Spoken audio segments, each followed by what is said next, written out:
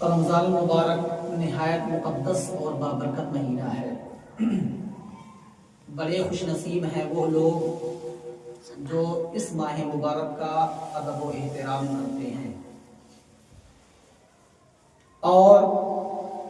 اس ماہ مقدس کا احترام کر کے، اس کا ادب کر کے دونوں جہاں کی نعمتوں سے سرفراز ہوتے ہیں۔ احترام رمضان کا تذکرہ کرتے ہوئے مدنی آقا صلی اللہ تعالی علیہ وسلم نے ارشاد فرمایا کہ رمضان کا مہینہ آ گیا ہے جو کہ بہت ہی بابرکت مہینہ ہے۔ اللہ تعالی نے اس کے روزے تم پر فرض کیے ہیں، اس میں آسمان کے دروازے کھول دیے جاتے ہیں، جہنم کے دروازوں کو بند کر دیا جاتا ہے اور سرکش شیطان کو قید کر لیا جاتا ہے۔ اس میں اللہ تبارک و تعالی نے ایک ایسی رات رکھی ہے جس کا نام شب قدر ہے، جو رات 1000 مہینوں سے بڑھ کر کے ہے۔ جو اس کی بھلائی سے محروم رہا وہ حقیقت میں محروم رہا۔ اللہ کے رسول صلی اللہ تعالی علیہ وسلم رمضان المبارک کی فضیلت بیان کرتے ہوئے ارشاد فرماتے ہیں کہ اگر کوئی رمضان المبارک کا مہینہ پائے اور اس کا ادب و احترام نہ کرے، اس میں اللہ تبارک و تعالیٰ کی بندگی نہ کر سکے اور رمضان کی جو تعظیم ہے، رمضان کی جو تکریم ہے، اس تعظیم اور تکریم کو بجا نہ لائے تو یقیناً وہ حقیقتاً محروم رہ جاتا ہے۔ اس لیے کہ جب شیطان کو قید کر لیا جاتا ہے، جنت کے دروازے کھول دیے جاتے ہیں، جہنم کے دروازوں کو بند کر دیا جاتا ہے، تو اب کسی کے پاس کوئی بہانہ نہیں ہے کہ شیطان نے اسے گناہ پر آمادہ کیا، شیطان نے اسے اللہ رب العزت کی نافرمانی پر آمادہ کیا، شیطان نے اسے اللہ تبارک و تعالیٰ کی بندگی کرنے سے روکا۔ یہ تمام کے تمام بہانے شیطان کے قید کرنے کی وجہ سے، شیطان کے زنجیروں میں جکڑ دینے کی وجہ سے اس تارے کے سہارے بہانے ختم ہو جاتے ہیں۔ لیکن اگر کوئی شخص ان تمام نعمتوں اور برکتوں کے نزول کی وجہ سے اگر نازل ہونے کے باعث پھر بھی وہ اگر اللہ تبارک و تعالیٰ کی بندگی نہ کر سکے، اللہ رب العزت کی عبادت نہ کر سکے اور روزوں کو ترک کرے، نمازیں ادا نہ کرے اور تلاوت قرآن نہ کر سکے، تو یقیناً وہ رمضان کی برکتوں سے محروم ہو جاتا ہے۔ وہ رمضان کی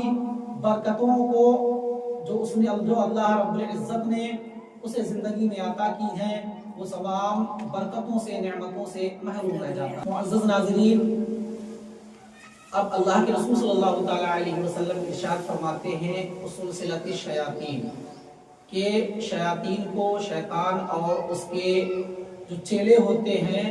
ان کو زنجیروں میں جکڑ دیا جاتا ہے۔ تو آخر جب شیطان کو قید کر لیا جاتا ہے، شیطان کو اور اس کے آل و اولاد کو جب زنجیروں میں جکڑ دیا جاتا ہے تو آخر انسان گناہ میں مبتلا کیوں ہوتا ہے؟ تو اس کا جواب یہ ہے کہ اللہ کے رسول صلی اللہ تعالی علیہ وسلم نے جو ارشاد فرمایا ہے کہ شیطان کو اور اس کی آل و اولاد کو زنجیروں میں جکڑ دیا جاتا ہے، تو آخر پھر لوگ گناہ کیوں کرتے ہیں، اللہ تبارک و تعالیٰ کی نافرمانی کیوں کرتے ہیں؟ تو حقیقت میں ابلیس کو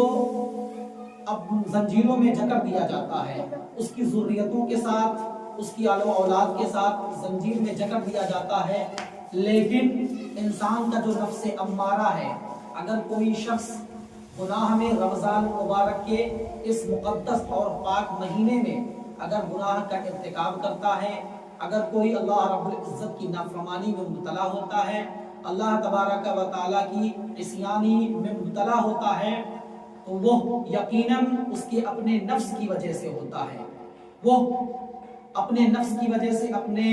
نفس امارہ کی وجہ سے وہ گناہوں میں مبتلا ہو جاتا ہے۔ اور اللہ کے رسول صلی اللہ تعالی علیہ وسلم نے جو ارشاد فرمایا ہے وَسُلْسِلَةِ الشَّيَاطِينُ، اور شیاطین کو زنجیروں میں جکڑ دیا جاتا ہے، یقیناً